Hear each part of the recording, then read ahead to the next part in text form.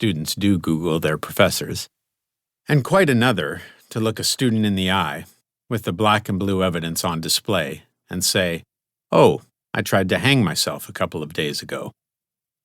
Even if there were no professional consequences, and I suspect there may have been, I'd worry about laying that kind of weight on the minds of young people, and also about the possibility that it might encourage one of them, who might already be suffering from depression or having suicidal thoughts, to make a bad choice. I've lived nearly all my life with two incompatible ideas in my head. I wish I were dead, and I'm glad my suicides failed.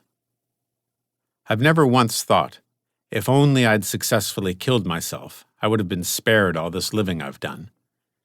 And yet, when I'm feeling like my life has been a complete waste, my first thought is, okay then, go kill yourself now. Or rather, I tend to think along very concrete lines, such as, I'd better just hang myself because I don't have any poison, and if I order some, I'll have lost my nerve by the time it gets here. And it's important that I do this right now, while my thinking is clear, which shows you how confused I actually am. In that moment when I am so convinced that killing myself is the right thing to do, I am as certain that I am finally admitting the truth to myself as one feels one knows, irrefutably, when very angry. Now, at last, I can finally say what I actually always wanted and needed to say.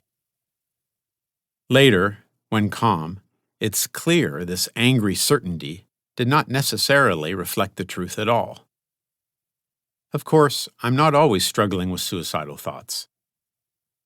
As I write this sentence in the winter of 2022, for example, I don't want to take my own life, and I'm grateful that I'm here. But in a way, gratitude misses the point. You can be grateful for something and still not be up to the task. And if and when the thought should return, yes, do it. Kill yourself. Or simply, come on now, it's time, you're too tired, end it all, get it over with. I'll still be glad that I was previously unsuccessful, because all those failed attempts predate good things that have happened since then, including, most important, the births of my children. I realize how bizarre it sounds to be simultaneously thinking that I have to finally kill myself, while also knowing it was lucky that my previous attempts had failed. If my prior lack of success allowed me to go on living and create and experience good things as a result, shouldn't that logic hold true moving forward? Can't I learn that giving into this impulse is a mistake? Maybe I am learning, slowly. But in the moment I'm gripped by the desire to die, I don't believe more good things are coming down the road. More to the point, regardless of what the future may offer, I'm convinced my still being here will only make matters worse. Holding two incompatible thoughts in one's head in this way is not so unusual, really. We often call it cognitive dissonance. It's the essence of self-deception. And it is an example of one of the many varieties of deep irrationality that make human beings the extremely interesting creatures we are. Do I contradict myself? Very well, then. I contradict myself. I am large, I contain multitudes. Walt Whitman's famous observation applies not only to life-affirming thoughts, but to self-destructive ones as well. Being divorced with children is an easy example of how this kind of thinking works. I regret my 2 divorces and feel a great deal of shame about them.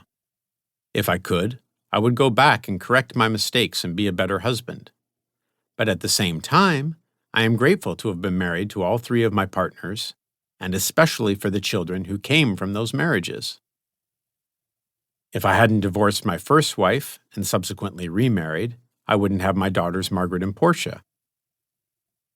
And if I hadn't divorced my second wife, I wouldn't be married to my wonderful wife Amy or be father to Ratna and Kali. Amy and my 5 children are my main reason for living. Often, they feel like my only good reason. Today I'm glad I am alive. I am thankful that,